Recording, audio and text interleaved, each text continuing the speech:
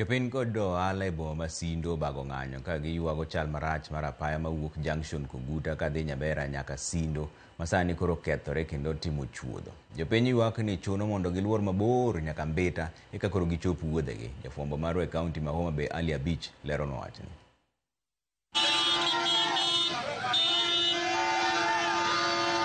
Apaya mawuok e junction Koguta to kalo Nyabera kendo chwe nyaka Sindo mabende tudo ka chudo bura ma Suba North kod mano ma Suba South osebedo marach kendo kelo pek ne jowuoth ka nyaka ne koth chak chwe apaya no kethore kendo lokore chudo mok lure gino machuno jowuoth madhi Sindo kowuok e boma ma Homa Bay mondo luor mabor nyaka Mbita. Rach mar apaya no ne omiyo jopiny nyamburko matiyo kod apaya no kaachiel kod johala ma Sindo bago ng'anyo mar kwedo rachne ka okil Peter Wasaga mabende en jadak ma Sindo to ndiko ne migawo mar apaya e pachoka mondo okete bajet mar loso apaya no higani ka okone rach mar apaya no nego chumi ma Sindo. Sirikal nego chiro ma Sindo mana kaka nyocha ne wasewacho.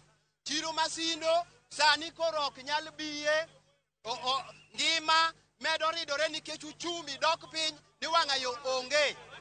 Wang'ayo ka onge to kata dhako madwa nyuol nyalo tho gi e kor yo kapok ochopo kar thieth. Ok wabi yie ni wanyalo golo osuru to rewa towe wang'ayo to osuru tikawo.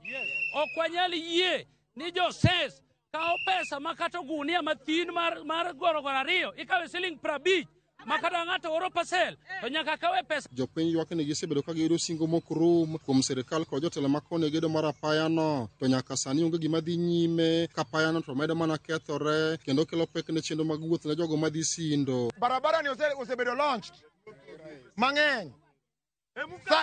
Site mokwongo noket Koyani en barabara mane kane ya junction Kodoyo kabiro kama nyaka Magunga.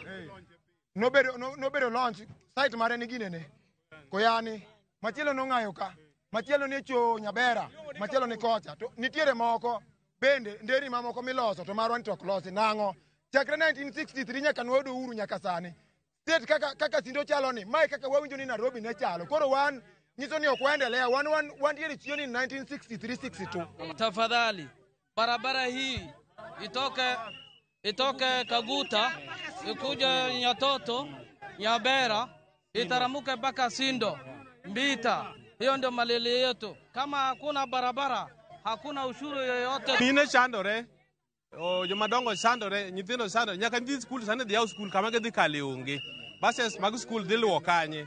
Johala ma Sindo bende ywak e wi lal ma giyudo ka giwacho ni mwandu ma gigolo e gwenge mamoko ka gitero Sindo osebedo ka kethore kendo wegi kod lal maduong' nikech rach mar apaya no ka giwacho ni nyalo biro chunogi mondo giwe golo osuru poni ok olos apaya no. Wasasandre barabara ni there is a time makanyanya onge Suba koni to walawe Kisii to mondo minyanju wachopi nyanyo pukore yo ma barabara mayaka Koguta nyaka Sindo. Alafu yorni enokete from Koguta nyaka Sindo enokete mana mar siasa iga ka iga okagiro tim gichako to giweyo sano kwa nyal kalo kata okunyal loso nwandara no juok aka ajuogo pesa mang'eny pade odichie selenga meya okachaka juogi. Ka gavana ma Homa Bay Gladys Wanga wacho ni gitiyo machiegni kod jotelo makono kaachiel kod sirikal mamalo mar neno kaka gedo mar apaya no nyalo dhi nyime mondo jopiny ma Sindo oyud yot. I also want to address our people of Sindo that the main road from Magunga, Sindo, I know that they have faced suffering there, but we have spoken with the national team and the contractor has been asked to do maintenance before works so that they can come and also clear Nyabera to Sindo to Mbita so that it is passable. And the other road from Koguta Junction to Nyabera, it is not a county road, but we have agreed that we are going to support in doing spot improvement as we wait for the national government to come and cover it. Ali Abich, Ramogi TV, Homa Bay. Sirikand kaunti ma Homa Bay odonje winjruok gi hospital mag